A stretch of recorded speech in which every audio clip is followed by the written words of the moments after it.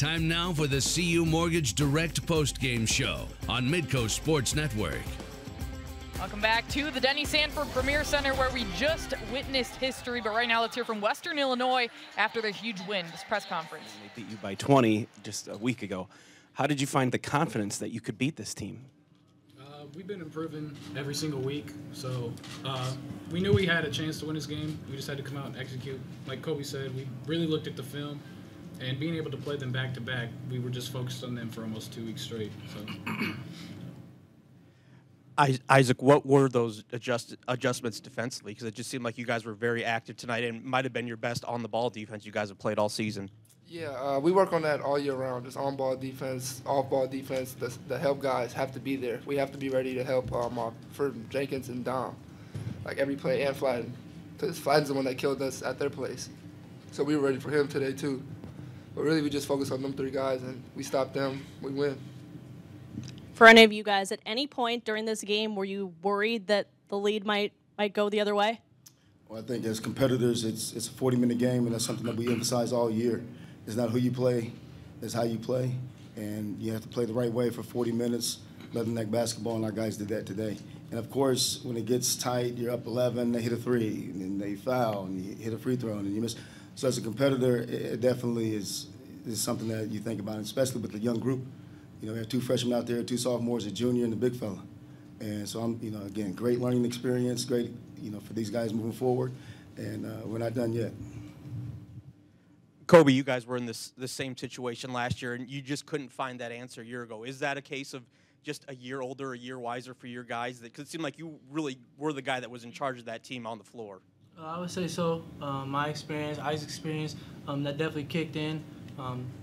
He's been my brother since we stepped on campus, and he's been the one in my ear, especially throughout the game when he fouled out. He was the one in my ear, making sure that I was directing traffic. And before the game, I told him that I wasn't going to leave him hanging this year. I was going to redeem myself from last year. So credit to him, credit to everybody, to Coach, for putting me in positions to make plays, to be that leader. So, yeah, that's it. He really can't repeat what I told him, but he came through. Any other questions for the student athletes? All right, fellas, you can go ahead and head back to the locker room. Thank you. Thanks a lot. Sure.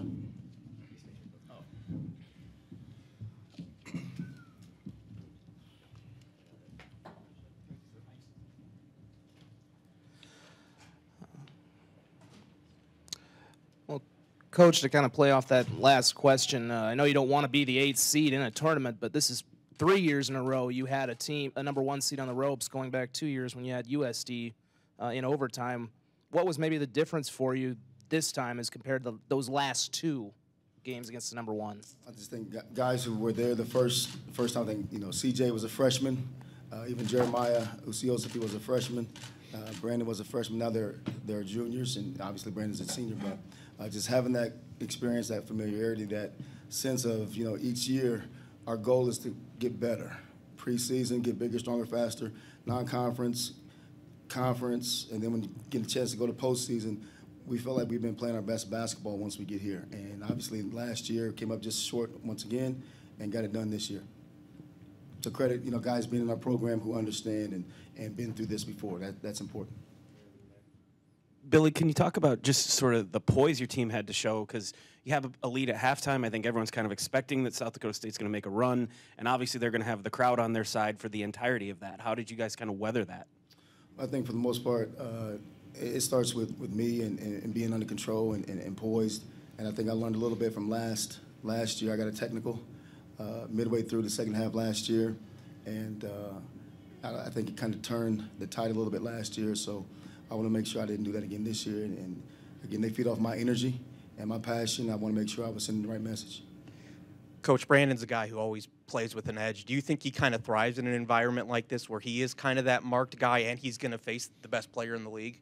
I think for the most part we all do, and we embrace the challenge. And obviously with the hostile crowd, is great. We look at some of the non-conference arenas we played in this year to kind of simulate and prepare that for us. You drew a play up for a guy who hadn't played all night. Was it just a case of Keyshawn's your best shooter on the floor?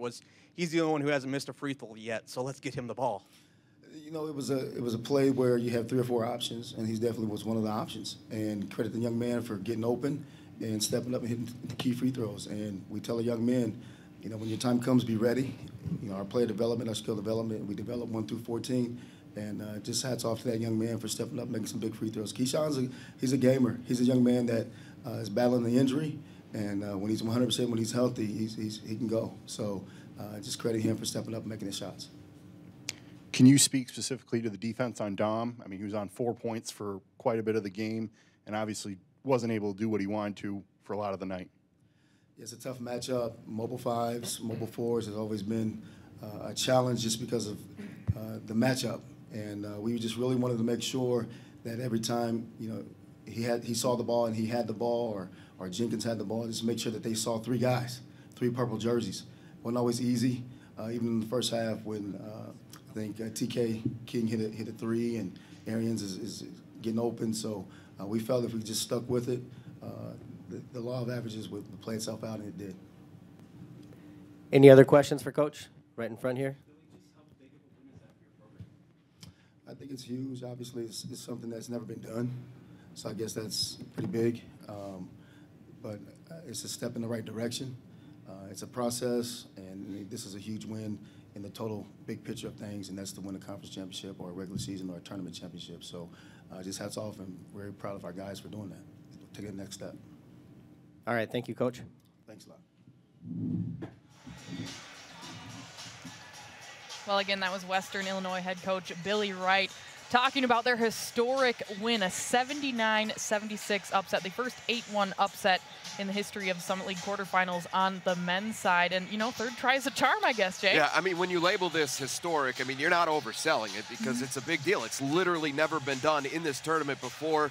Billy Wright and his program have been threatening it for the last 2 years coming into tonight. So, yeah, you're right. Third time's a charm.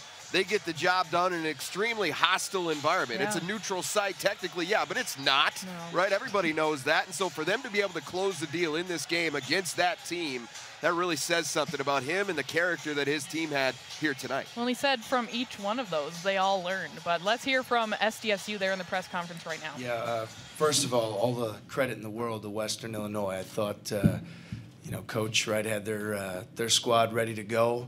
They had a tremendous game plan. They're physical, they were aggressive, and they deserved to win the game, quite frankly. So proud of our guys that we continued to fight, even in adversity, but they did a great job establishing themselves early in the game, and so credit to them, and we weren't able to make enough plays late.